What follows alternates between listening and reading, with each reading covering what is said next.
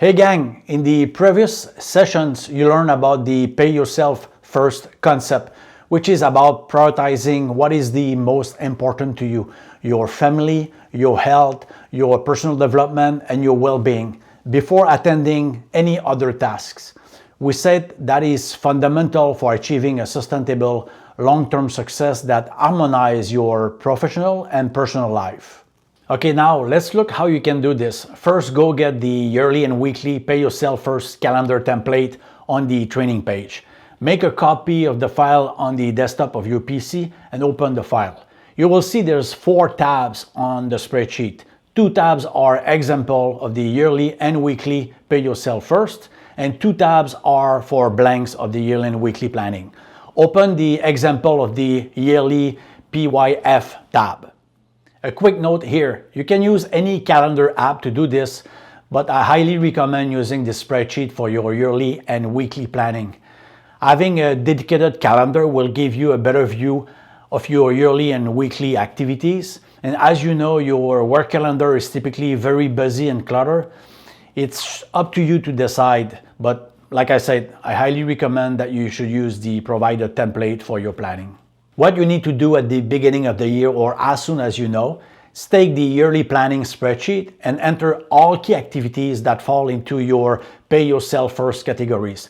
These activities include things like holidays, family vacations, attending school events for your kids, trips with family or friends. After, you should enter these activities in your work calendar as well. I know it seems like extra work, but using the yearly spreadsheet for your planning has many advantages. First, it provides you a full view of the year on one page. Second, it's way less cluttered and busy than your work calendar. Third, you clearly see what matters most to you on one page. Fourth, it ensures that you won't miss anything important.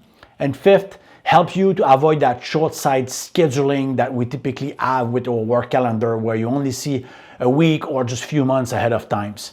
And finally, it's easily shareable with others. You can email a screen capture or just print a copy.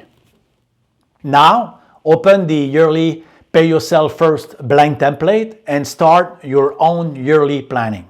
The second step for you is to do the weekly planning. To do so, open the example of the weekly planning tab and take a few minutes to review the example of the template.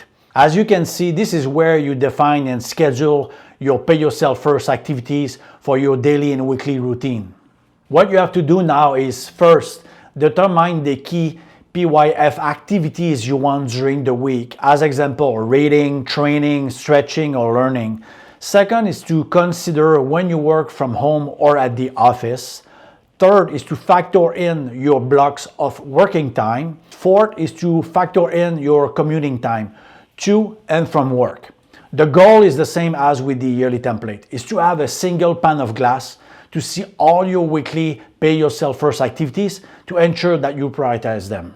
Here is how you should use them. First, I recommend that you create a shortcut link on the desktop of your computer for easy access. For the weekly Pay Yourself First calendar, make sure you follow the planning you have established. You can adjust as needed, but try to stick to it as much as possible to adhere to the principles.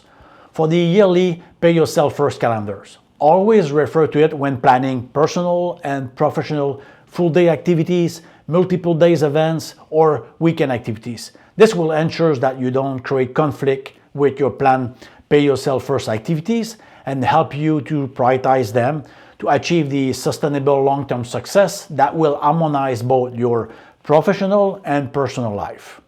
Thank you so much, and I will see you in the next sessions.